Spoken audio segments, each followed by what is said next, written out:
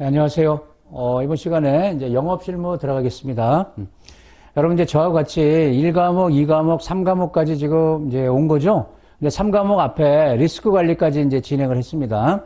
여기까지가 이제 이론 파트고요. 예, 파생상품 이론이고 지금부터 이제 나오는 3과목, 4과목 내용까지는 다 이제 실무적인 거예요, 여러분. 실무와 관련된 이제 규정들을 암기하는 겁니다. 그러니까 이제 원리가 중요한 게 아니고 이런 제도를 지금 운영하고 있으니까 또는 시행하니까 이제 외우는 게 최선이다. 그중에 이제 영업 실무부터 볼게요, 여러분. 5문제 출제되는데요. 우리가 이제 선물 투자한다고 볼게요. 여기서 이제 다루는 게 이제 그 거래소에 이제 파생 상품을 우리가 이제 투자를 하잖아요. 선물이나 이제 옵션 같은 경우에. 그러면 여기 이제 고객이 있고 이제 거래소 파생 상품이 있는데 고객이 거래소를 직접 상대할 수가 없죠.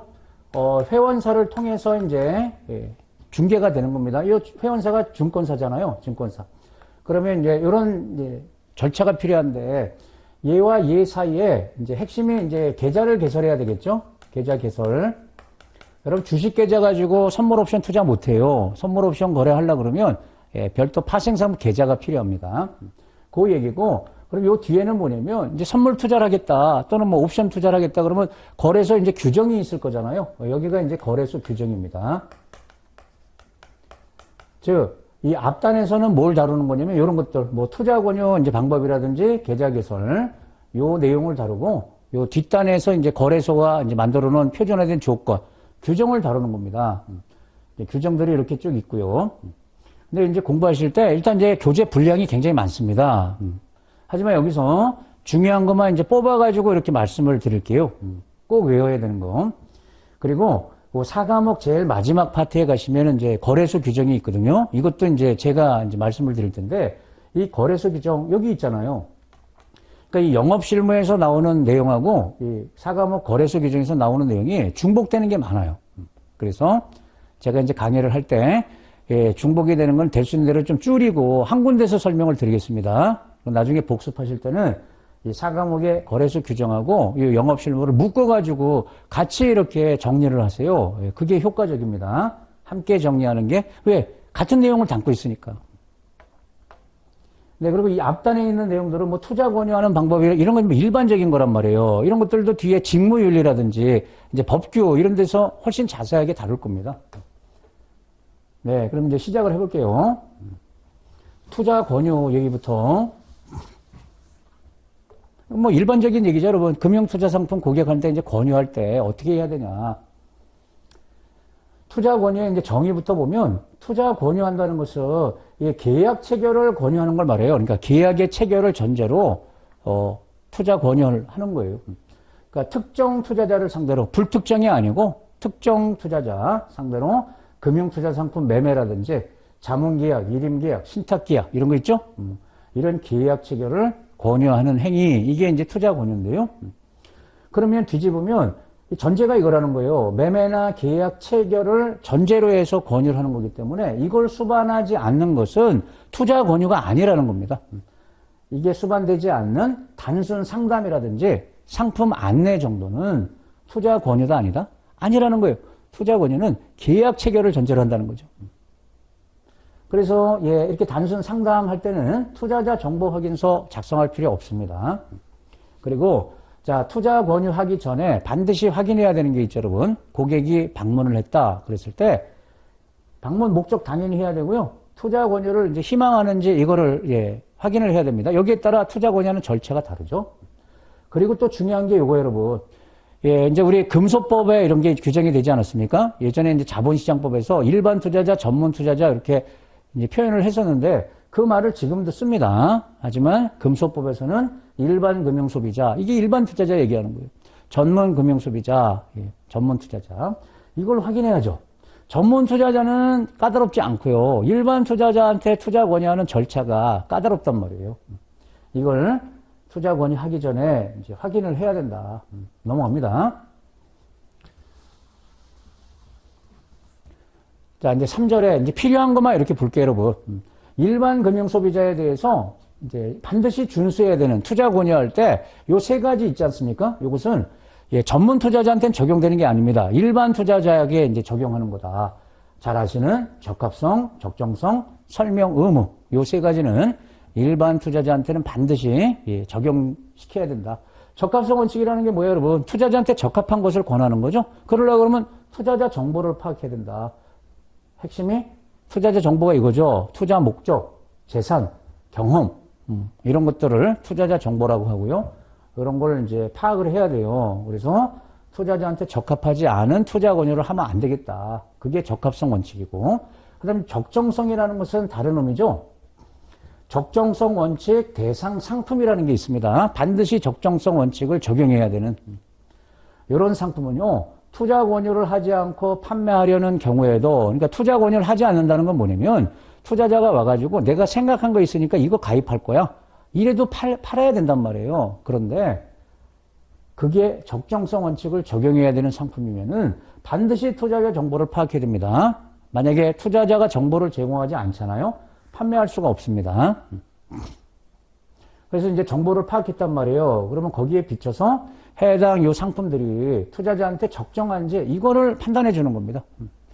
적정 여부를 판단해서 적정하지 않으면 그 사실을 알리고 팔으라는 겁니다. 확인을 받고.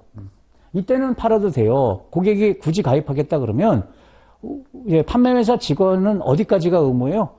적정하지 않다는 걸 알려주고 확인받는 데까지가 의무고, 그래도 가입하겠다 그러면 이제 판매를 해야죠. 근데 여기서는 판매가 안 되고 2단계에서는 판매할 수 있다. 이게 적정성이고, 설명 의무는 반드시 설명해야 된다 이거라고. 투자 설명서 이런 걸 가지고 상품의 주요 사항, 미주알, 고주알 설명하는 게 아니라 핵심적인 사항들 있죠. 그것을 이제 설명하고 이것도 확인을 받아야 돼요. 고객이 이해하였음을 이제 확인받아놔야 되는데, 다시 한번 적합성, 적정성, 설명 의무는 일반 투자자한테는 반드시 지켜야 되는 이제 3대 준수 사항이라고 보는 겁니다. 여기서 적정성 원칙 대상 상품이라는 게 있었잖아요, 여러분. 이것은 반드시 투자자 정보를 파악해야 됩니다. 그래야 적정성 여부를 알릴 수가 있으니까. 좀 외우셔야 됩니다. 적정성 원칙 대상 상품이 아닌 것은 이렇게 이제 나온단 말이에요. 그러면 대부분 파생 상품입니다. 파생 상품이나 파생 결합증권, 이것도 파생 상품하고 똑같이 규제를 받아요. 그리고 조건부 자본증권, 이게 무슨 말이냐면 이 자체는 채권입니다. 채권인데 요거 발행자가, 요 채권 발행자가 문제가 생겼을 때 주식으로 전환이 되거나, 이걸 이제 전환형이라고 하고요. 아니면 원리금이 감면돼요. 그러니까 원금이자를 안 줘요. 아니면 적게 주는 거예요. 이런 조건이 붙어 있는 겁니다. 그걸 조건부 자본증권이라고 표현하는데 이것도 적정성 원칙을 적용해야 돼요. 그 다음에 고난도 들어가는 거 있죠, 여러분. 고난도 상품들도 다 적정성 원칙 적용해야죠. 고난도는 이제 원금 손실률이 예상 금액이 20% 초과하는 거 아닙니까? 그 밖에 파생형 집합투자증권, 이건 이제 펀드를 얘기하는 겁니다. 이건 이제 파생상품 펀드를 얘기하는 거예요. 레버리지나 인버스 구조는 이게 파생상품이 반드시 들어갑니다. 순수 인덱스 펀드는 파생상품이 안 들어가서 적정성 적용을 안 받는데, 레버리지, 인버스 이런 구조는 파생상품으로 봐요. 파생상 펀드로 봐요. 그리고 여기 50% 그러면 여기 파생결합증권이 나오거든요. 여기에 이게 파생상 펀드예요. 이렇게 보시고, 또 이 5가지 있잖아요. 이것을 취득 처분하는 신탁 상품, 금전 신탁. 근데 금전 신탁에서 이런 상품들을 만약에 담았다? 그러면 당연히 적용해야 된다. 그리고 증권회사 여러분 주식담보대출이라는 거 있죠? 주식담보대출. 그것 떠올리시면 돼요. 증권을 담보로 한 대출. 자본시장법에서는 이걸 이제 신용공여라는 말을 써요. 신용공여. 이것도 적용을 해야 된다. 천천히 좀 외우시고요. 자, 이제 투자 권유, 고객이 왔는데, 이제 투자 권유를 받지 않겠다. 이렇게, 그런 이제 투자자한테는 어떻게 해야 되냐, 이거예요. 투자 권유를 희망하지 않는 투자자가 있다는 거죠. 많진 않지만. 얘한테도, 투자 권유를 받지 않는 투자자한테도 일정한 의무가 있다는 겁니다. 자, 투자자 정보를 제공하지 않으면, 일단 적정성 원칙 대상 상품 거래할 수 있다, 없다? 판매 불가라 했죠? 네. 다시 한번 나온 거고. 투자자가 정보를 제공하지 않으면 금소법에 보면 적합성 원칙이라든지 설명 의무 이게 적용되지 않아요. 그러니까 일반 투자자한테 이 3대 준수 의무가 있었잖아요. 근데 투자자가 정보를 제공하지 않으면 그럼 적합성 설명 의무 적용할 필요 없다. 적용 대상이 아니라는 겁니다. 다만 소비자가 요청하면 설명해달라 요청하면 설명을 해야 된다 이거예요. 근데 뭐 요청하지 않으면 굳이 할 필요 없다. 그런 뜻이고, 자, 요것도 특이한 게 뭐냐면 투자자가 자문업자로부터 자문을 받고 나서 찾아오는 거예요. 그래서 이제 어떤 상품에 가입하겠다.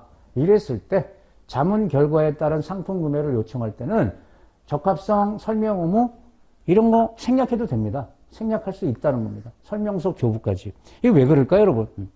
이 고객이 처음 와가지고 투자 권유를 받는 게 아니고 이미 자문회사로부터 추천을 받고 왔다는 거죠. 추천을 받고 그 상품을 지금 가입하러 온 거기 때문에 이걸 또 하게 되면 중복이란 말이에요, 중복.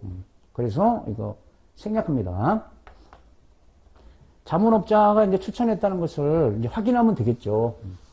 우리 여러분 병원에 갈 때도 그 의사 소견서 들고 다른 병원 가면은 처음부터 다시 이렇게 검사 안 하잖아요.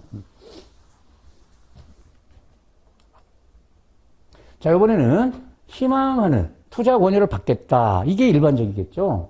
그럼 제일 먼저 이제 투자자 정보부터 파악해야 될 거 아닙니까? 투자자 정보 확인서라는 이제 서류가 있죠. 이걸 통해 가지고 투자자 정보를 파악하고 반드시 뭐든지 확인을 받아야 돼요, 여러분. 서명도. 이 확인받는 방법도 다양합니다. 확인을 받아서 유지 관리해야 된다. 그리고 투자자 정보를 고객이 찾아와서 어떤 상품 가입할 때마다 계속 투자자 정보를 예전에는 파악했었는데 그러다 보면 서로 피곤하죠. 그래서 지금은 서로 이제 의견 동의를 하면 유효기간을 설정할 수가 있어요. 뭐 1년에서 2년까지.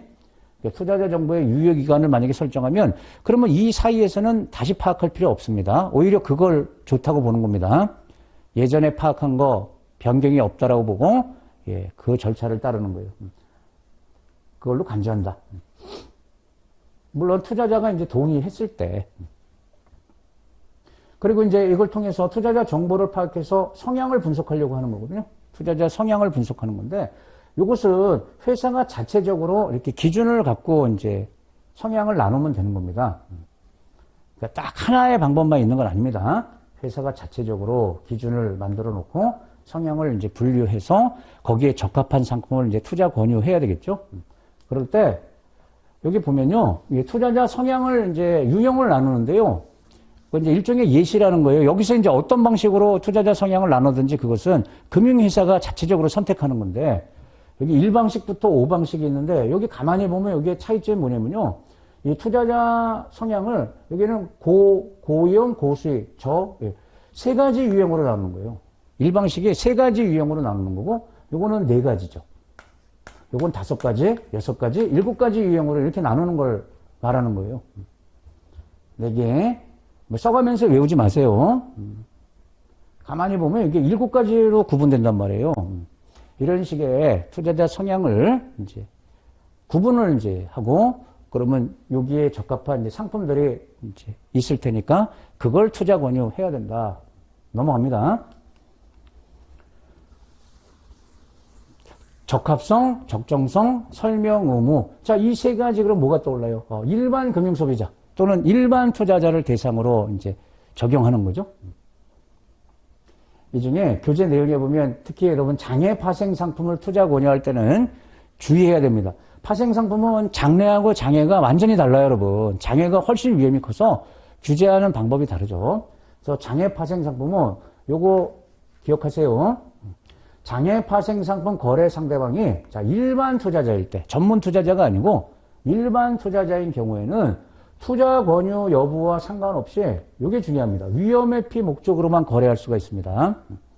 그러니까 일반 투자자가 장외 파생 상품 거래하겠다 하면 그 목적이 투기 목적이면 안 된다는 거예요. 위험회피 목적. 그러면 뭐에 대해서 지금 위험회피하려고 합니까? 이것을 확인해야 돼요. 내가 지금 투자자가 주식을 갖고 있는데 이 주식을 해지하기 위해서 위험회피가 해지잖아요. 해지하기 위해서 장외 파생 상품 지금 거래하려고 하는 거야. 그걸 확인해야 된다는 거죠. 요 목적으로만 일반 투자자하고는 이제 거래가 가능하다는 겁니다. 그리고 장애는 장래하고 또 별도의 판단 기준을 정해놔야 된다는 거고요. 그래서 이런 말 있지 않습니까? 주의, 경고, 위험. 이것은 장애 파생 상품을 이렇게 세 가지로 분류하는 겁니다. 그러니까 장애 파생 상품은 주의, 경고, 위험 이렇게 세 가지로 이렇게 상품을 구분을 해야 돼요. 이런 말 나오면 장애 파생이다 보고요. 또 적합성 보고서 교부라는 게 있는데 적합한지 요 이제 일종의 서류인데 요거는 대상도 정해져 있고 상품도 정해져 있죠. 신규 투자자 또 부적합 투자자. 부적합 투자자는 뭐냐면 자기 성향보다 위험이 큰 상품을 이제 원하는 경우예요. 부적합하다고 보는 거예요. 부적합 투자자, 그 다음에 나이가 많은 투자자, 고령, 초고령 투자자. 이 65세 아닙니까? 이 80세 이상을 말하는 거고. 기존 투자자가 아니고 신규 투자자, 부적합한 투자자, 그리고 나이가 많은 고령, 초고령 투자자에게 요 6가지 상품이에요. E자 들어가는 거 3개, ELS, ELF, ELD, 그리고 나머지를 총칭해서 이거는 다 기초자산의 주식이나 주가 지수죠. 아니면 이제 DLS, D자를 붙이죠. DLS, DLF, DLT. T는 신탁이에요. 요 6가지 상품을 판매할 때는 이 적합성 보고서를 반드시 이 투자자한테 교부를 해야 돼요. 요 대상한테 요 6가지 상품. 이거 왜 그런 거냐면 이 6가지 상품이 여러분 이게 위험한 상품이죠. 다 파생 상품이 들어가 있는데 지금 나이가 많은 투자자 또 신규 투자자 이런 사람들이 한테 권할 때는 이게 문제가 있다는 거죠. 그런데 성향을 분석해 보니까 이걸 권해도 되는 걸로 나온 거예요. 그러면 왜 추천하게 됐는지 그것을 알려야 된다는 겁니다. 적합성 보고서라고 부르고 설명하면은 뭐 일단 차별해서 설명해야죠. 투자자의 투자 경험, 지식 수준 이걸 고려해서 획일적으로 설명하면 안 되겠죠. 설명 방법을 달리 해야 됩니다. 초등학생하고 여러분 뭐 성인하고 설명 방법 달리 해야 되듯이. 자, 이번에는 4절에 보면 투자 권유 시 유의사항. 이제 투자 권유할 때 유의해야 될 것들이 쭉 나오는데 이런 것들은 한 번만 읽어보시면 대부분 상식적인 거기 때문에 볼 필요가 없어요. 제가 굳이 설명드릴 필요가 없어서 넘어가겠습니다. 다만 이제 2가지 이제 알고 계시는 불초청 권유하면 안 되죠. 재권유해도 원칙적으로 안 됩니다. 그럼 불초청이라는 게 뭐예요, 여러분? 이런 거예요. 고객이 초청하지 않았는데 실시간으로 전화 걸거나 방문해가지고 상품 권유하는 걸 말합니다. 금융소비자로부터 계약 체결의 권유 요청을 받지 않고 방문, 전화, 실시간 대화 방법으로 계약 체결을 권유하는 행위는 이걸 불초청 권유로 보고 이걸 원칙적으로 금지하는데 이것도 여러분 이제 그 일반 투자자냐 전문 투자자냐에 따라서 금지 대상이 조금 다릅니다.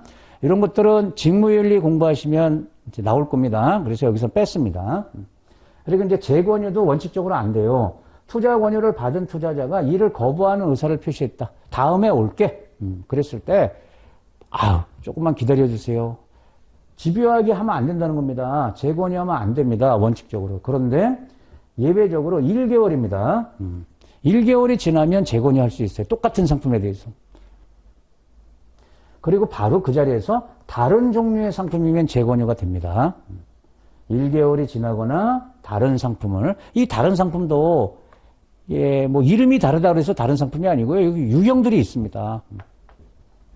증권을 권했는데 고객이 마음에 안 들어하면 그러면 증권이 아니고 파생 상품을 권하든지 또는 어떤 경우는 증권 중에서 지분증권 대신 채무증권을 권하는 뭐 이런 것들이 다른 종류예요. 간단하게만 보겠습니다. 그 다음에 이제 계약 서류 교부하고 청약 철회, 위법, 여기서도, 이건 뭐 당연한 얘기입니다. 계약 서류, 계약을 체결했잖아요. 그러면 지체 없이 계약 서류를 투자자한테 줘야 되겠죠? 교부하는 방법은 다양합니다. 뭐 서면으로 해도 되고, 그 구두 빼고, 이제 구두는 안 되겠죠. 서면, 우편, 전자우편, 휴대전화, 뭐 메시지, 뭐 등등. 여러 가지 방법으로 하면 된다, 이거예요, 여러분. 요 중에 하나를 특정해서 하면 된다. 자, 청약 철회. 이게 이제 그 소비자 권리입니다. 금융 소비자가 내가 상품 가입하려고 했다가 마음에 안 들면 안 하겠다. 철회할 수 있다는 겁니다. 일단 청약 철회가 가능한 상품이라 그러면 청약 철회를 할 수 있는 예, 권리가 투자자한테 있는데 7일을 기억하세요, 여러분. 며칠 내에? 7일 내에 요청을 해야 됩니다. 그래야 청약이 이제 철회가 되는 겁니다. 서면 등의 방법으로 요 7일을 기억하세요. 그리고 여기 여러분, 영업일이냐 그냥 일이냐 이것도 다르거든요, 여러분. 영업일 기준이 아니고 그냥 7일입니다. 7일 내에 위법 계약을 체결했다 그러면 해지할 수가 있다는 겁니다. 투자자 권리입니다, 이것도. 투자자는 위법한 계약 체결을 안 날로부터. 그러니까 예, 증권회사하고 계약을 체결했는데 나중에 가서 이 증권회사한테 속았네. 좀 이제 표현이 좀 그랬지만. 그러면 그걸 알았다. 그러면 부당하니까 난 해지할 거야. 요구할 수 있다는 건데 이것도 넉넉해요, 여러분. 이거 1년 이내. 그러니까 계약 체결, 부당한 계약 체결을 안 날로부터 1년 이내에 해지를 요구할 수 있다는 겁니다. 1년 7일. 자, 이번에는 투자 매매 중개업자가 해서는 안 되는 이제 금지 행위들을 볼게요. 이런 게 아마 이제 뒤에 이제 법규 공부하시게 되면 더 상세하게 나올 거예요. 과당 매매가 하면 안 됩니다. 과당 매매라는 게 뭐예요? 예, 수수료 수입 목적으로 이겁니다. 투자자 성향, 투자자 이걸 전혀 고려하지 않고 단순히 회사 수수료 수입 목적으로 일반 투자자에게 빈번하고 과도하게 매매를 권하는 거 있죠? 사세요, 파세요, 가입하세요, 환매하세요, 뭐 이러는 거. 이거 하면 안 됩니다. 과당 매매로 봐요. 그러면 이게 과당 매매인지 아닌지를 뭘 갖고 판단하냐 이거예요. 이 판단 기준이 대표적인 게 수수료 총액입니다. 그 다음에 투자자 성향을 제대로 고려한 거냐 이거예요, 여러분. 그나마 투자자가 단타 성향을 갖고 있다 그러면 예, 이렇게 해도 되겠지만 그렇지 않은 투자자한테 자꾸 이렇게 예, 매매를 하라고 권하는 건 부당한 거죠. 이게 수수료 총액. 근데 이것도 여러분 판단 기준에 얘가 이익을 받냐 손실을 받냐 이 여부는 들어가지 않습니다. 이렇게 거꾸로 기억하세요. 과당 매매 여부를 판단할 때 이익 받냐 손해 받냐 이거는 기준이 아닙니다. 그럼 이익 보면 괜찮고 손실 났을 때만 그럼 문제됩니까? 예. 다음에 자기 매매하면 안 되겠죠, 여러분. 이거 이제 회사 입장에서 여기서 자기라는 것은 이제 그 판매 회사를 말하는 겁니다. 자기 또는 제3자를 위해서 투자자에게 해당 상품의 취득을 권유해서는 안 된다. 그러니까 자신의 이익을 목적으로 투자자, 즉 고객의 이익이 아니고 자신의 이익을 목적으로 권하는 거, 그게 자기 매매고요. 그 밖에도 파생 상품은요, 대행 판매가 안 되죠. 대행인을 통한 투자 권유할 수가 없죠. 이거 알고 계시죠? 대행인을 통한 투자 권유 안 돼요. 자문 인력만 이제 가능한 겁니다. 그 다음에 투자 일임 계약 있지 않습니까? 일임. 이거는 고객이 아예 맡기는 거잖아요.